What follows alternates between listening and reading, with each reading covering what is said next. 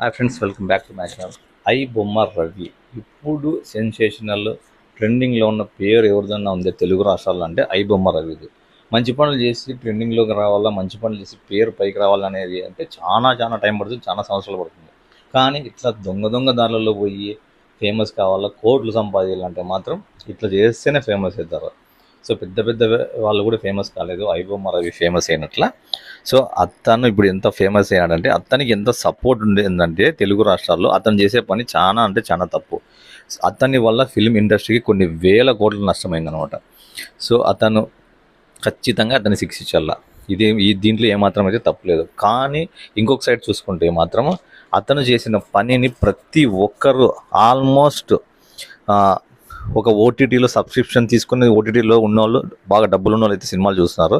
కానీ చాలా మంది, ముక్కాలు భాగం మంది మాత్రం ఓటీటీ లేని వాళ్ళు ఉన్నారు. సో అట్లా వాళ్ళందరూ ఖచ్చితంగా ఐ బొమ్మ రవికి సపోర్ట్ చేస్తున్నారు. తను చేసిన తప్పు ఏంది అని ప్రశ్నిస్తున్నారు. ఇప్పుడు ఎలక్షన్స్ పెట్టినా కానీ ఓటీటీ రవి, ఐ బొమ్మ రవికి ఓట్లు పడితే ఎమ్మెల్యేగా అనే స్టేజ్లో ఉన్నాడు అనమాట. అంత సపోర్ట్ ఉంది జనాల నుంచి ఐ బొమ్మ రవికి. సో ఎందుకంటే మెయిన్ రీజన్ ఒకటి, సినిమా హాల్కి పోకుండా జనాలు టీవీలో చూడడము, సెల్లులో, మొబైల్లో చూడడం అంటే ఎందుకంటే ఒక్కటి మూవీ టికెట్స్ చాలా అంటే చాలా రేట్ అయిపోయినాయి. 150-200 రూపీస్ ఒక టికెట్. ఒక ఫ్యామిలీకి పోవాలంటే ఒక 1000 రూపాయల నుంచి 1500 రూపాయలు ఖర్చు అవుతుంది ఖచ్చితంగా. సో ఒక సినిమాకి పోవాలంటే అక్కడ స్నాక్స్ రేటు బయట దొరికేది 10-20 రూపాయలు దొరికితే అక్కడ 50 రూపాయలు, 100 రూపాయలు అమ్ముతారు. బయట 50 రూపాయలు అంటే అక్కడ 200 ఉంటుంది. పాప్కార్న్ అయినా కానీ, ఫ్రెంచ్ ఫ్రైస్ అయినా కానీ, కూల్ డ్రింక్ అయినా కానీ, ఏదన్నా తీసుకో అక్కడ డబుల్ రేట్, త్రిబుల్ రేట్ అమ్ముతున్నారు. సో ఇట్లా ఇంత హై రేట్ పెట్టి పోవాలంటే ఒక మిడిల్ క్లాస్లో ఉండేవాళ్ళు ఎవరే కానీ సినిమా థియేటర్కి పోయి చూద్దామని, ఫ్యామిలీతో పోదామని అస్సలు అనుకోరు. ఎవరు పనుల్లో వాళ్ళు బిజీగా ఉన్నారు. సో ఒక రోజు కేటాయించాలంటే వాళ్ళకి వ్యాపారం పోతుంది. సో థియేటర్కి పోయి సినిమా చూసేంత ఒక రోజు వ్యాపారం పోగొట్టుకొని వాళ్ళు లాస్ చేసుకొని చూసే పరిస్థితుల్లో వాళ్ళు లేరు. వాళ్ళకి ఫ్రీగా 1000 రూపాయలు, 2000 రూపాయలు ఖర్చు పెట్టేసి పోవాల్సిన సినిమా వాళ్ళకి ఫ్రీగా సెల్లులో వస్తుండే ఎందుకు సినిమా హాల్కి పోతారు?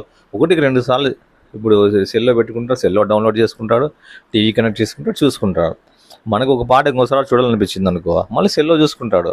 మేము మాటికి ఇంకొక ఫైట్ చూడాలనో, ఒక పాట చూడాలనో, ఈ సినిమాలు కొన్ని సీన్లు బాగున్నాయండి, మాటికి థియేటర్లకు పోలేము కదా, అందుకే వాడు థియేటర్లో చూడకోకుండా సెల్లు తీసుకొని టీవీ కనెక్ట్ చేసుకుంటాడు, బ్లూటూత్ కనెక్షన్ చేసుకుంటాడు, 1-2 సార్లు చూసుకుంటాడు.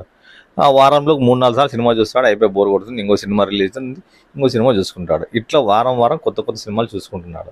సో ఇది టికెట్ రేట్లు హై ఉన్నాయి కాబట్టి మేము థియేటర్కి పోవడం లేదని వాళ్ళు చెప్తున్న మాట. సో ఇంకో కారణం ఏమంటే ఓటీటీ. సో ఓటీటీలో అన్ని సినిమాలు అయితే రావు. అమెజాను, నెట్ఫ్లిక్స్, ఆహా, జియో హాట్స్టార్, ఏ దాంట్లో సినిమాలు దాంట్లో వస్తాయి. దాంట్లో వచ్చే సినిమాలు దీంట్లో రావు, దీంట్లో వచ్చేవి దాంట్లో రావు.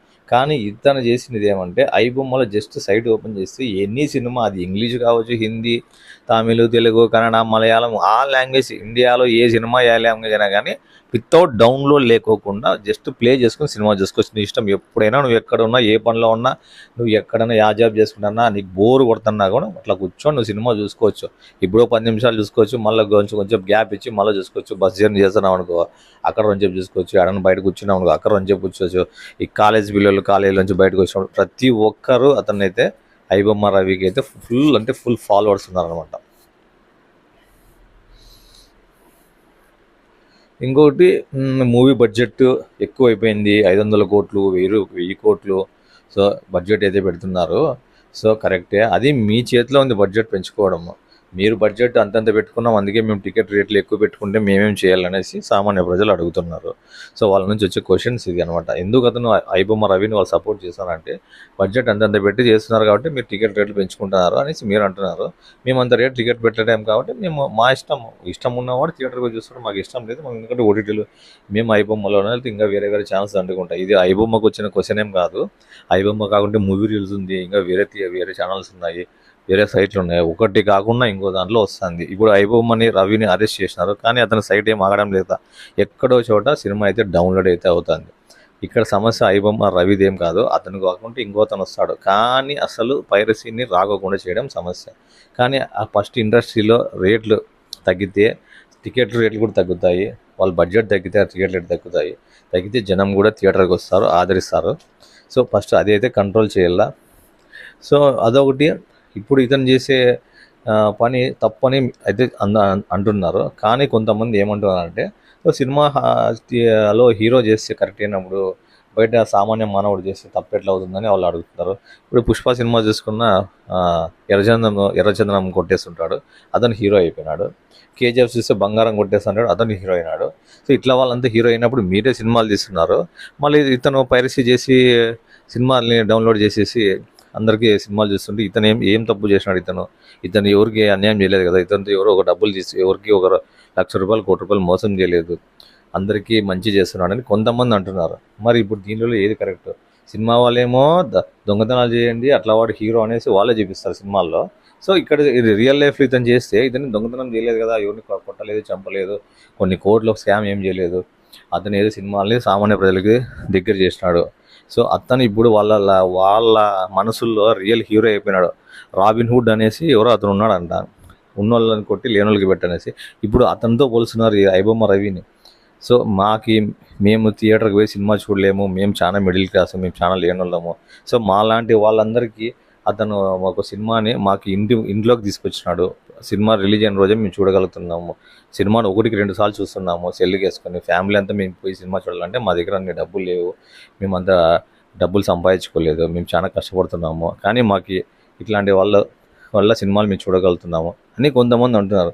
ఇతను ఏది తప్పు ఏది కరెక్టో ఎవరికి తెలియదు. కానీ అతను చేసిన పని ఒక చట్టపరంగా అయితే చాలా అంటే చాలా తప్పు. ఎందుకంటే కొన్ని వేల కోట్ల బడ్జెట్ పెట్టి సినిమా తీసి ఆ సినిమాని జస్ట్ ఫ్రీగా ఓటీటీలు చూడడము చాలా అంటే చాలా తప్పు, చూడకూడదు. అతను చేసిన పని తప్పు. అతనైతే కఠినంగా శిక్షించడమో ఏమో కానీ గవర్నమెంట్ చూసుకుంటుంది. సో కానీ మనం మాత్రం చేయాల్సిన పని పైరసీని అయితే ఎంకరేజ్ చేయొద్దండి. సినిమా థియేటర్ల రేట్లు తగ్గితే థియేటర్కి పోయి సినిమా చూద్దాము. సో అది ఫైనల్గా కోరుకునేది. చూద్దాం ఏం జరుగుతుందో. ఐబొమ్మ రవి విషయంలో గవర్నమెంట్ ఏ డిసిషన్ తీసుకుంటుందో. ఇది అతనికి ఒకటి సమస్య కాదు, అట్లా ఇంకా ఫ్యూచర్లో రాకూడదు అనేసి గవర్నమెంట్ అయితే ప్రయత్నిస్తుంది. చూద్దాం ఏం జరుగుతుందో.